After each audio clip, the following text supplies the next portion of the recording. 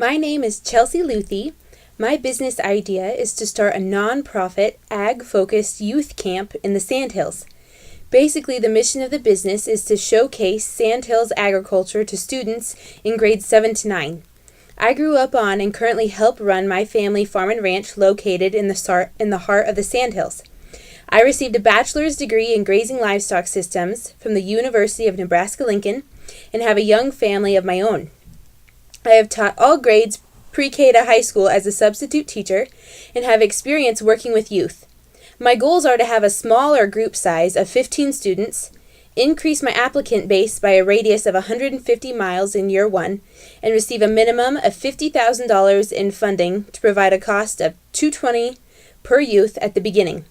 I'm also going to be offering scholarships for travel and for students that need an additional subsidized cost.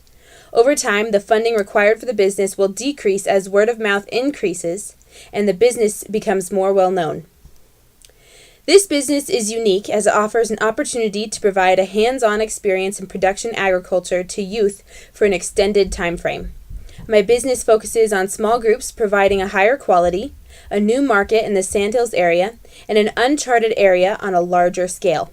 My competitors generally only offer a day pass or an afternoon, and this service is currently unavailable in the Sandhills area, but also a higher quality and unique opportunity compared to competitors located outside larger cities like Chicago or Dallas.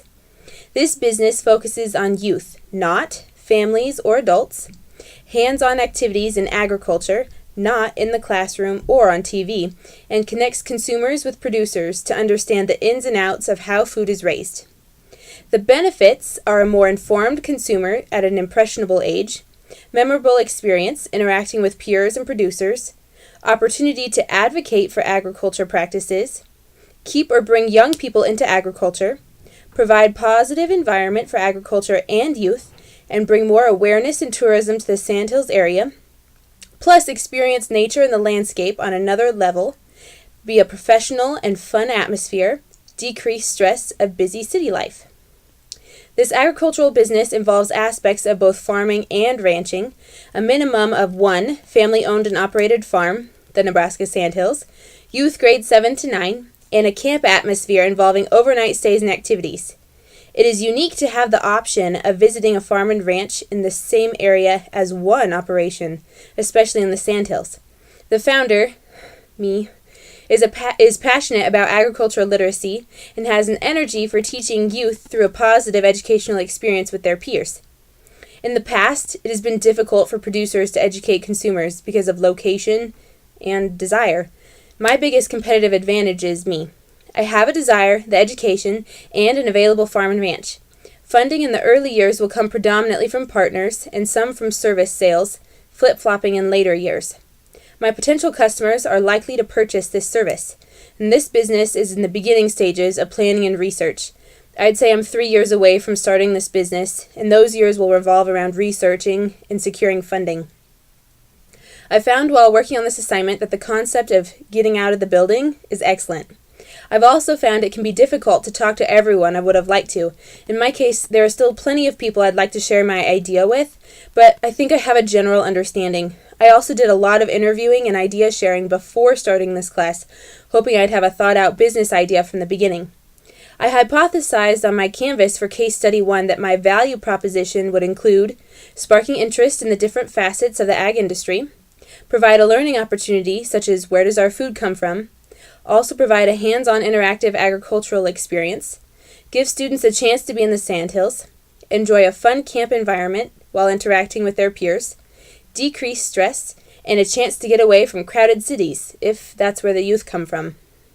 The customer segment section would include youth grades 7 to 9, live in predominantly urban and suburban areas, both male and female, speak English, be native to the U.S., and a family income of $75,000 or less. Also included on my Canvas is channels, being face-to-face, school presentations, and of course word of mouth. Customer relationships are predominantly going to be acquired by the channels I just mentioned, kept through campers having an enjoyable experience, and growing them by having returning campers that want a similar experience with different peers, or a new experience at another time in the summer.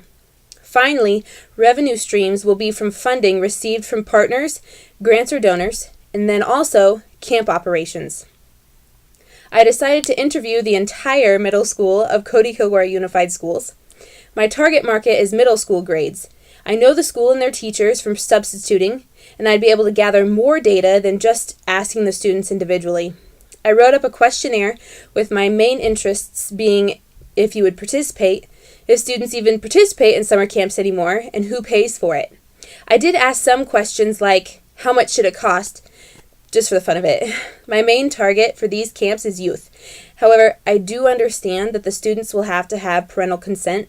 Therefore, I did ask some things about their parents, like, what would your parents want to know? Some of the answers were comical.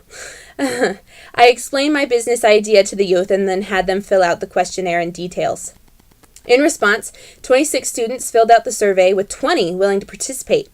Some interesting things I took from the responses were the idea of having friends also there, which makes sense, riding and being involved with animals, an idea to include olden day and modern farming, and a way for kids to go that can't afford it. Another interesting concept was of those students who have been to summer camps that ranged in length from 2 days to a week long.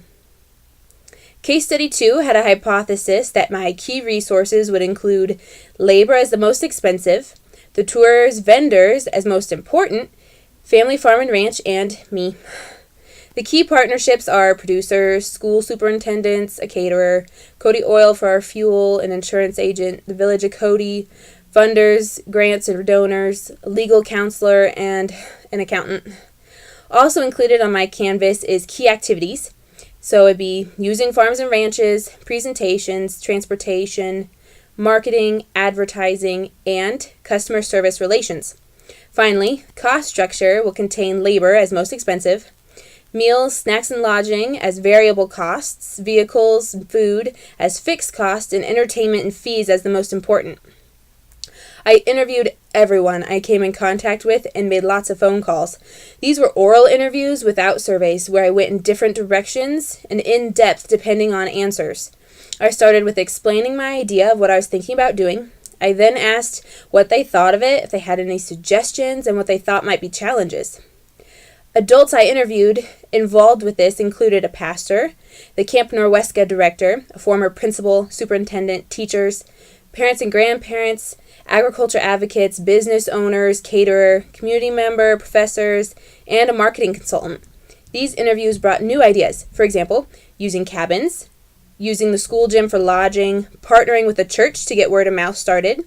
I became aware of competitors from Illinois and Texas, a work exchange of foreign adults on ranches, getting an intern to help the project, wanting to see these students participate in the local school system, sample release and liability forms from Camp Norwesca, scholarships to help cover transportation costs, and a rural city kid weekend exchange. An interesting thing I noted was no idea or suggestion from either set of interviews were mentioned twice. Submissions that were mentioned could be incorporated in the business as I move forward, but it doesn't alter my canvas or hypothesis. I did add ag kids in my canvas as I realized that the students I interviewed that had an ag background were also excited to attend this camp or to help me conduct my tours and presentations. A few of the ideas I won't consider doing in my business as I just don't have an interest in it. For example, a foreign exchange of adults, because I enjoy working with students and of the age I specified versus, say, kindergartners. Another idea I won't do anything with is a city and ag youth exchange, because my goal is to provide an ag experience for predominantly non-rural students.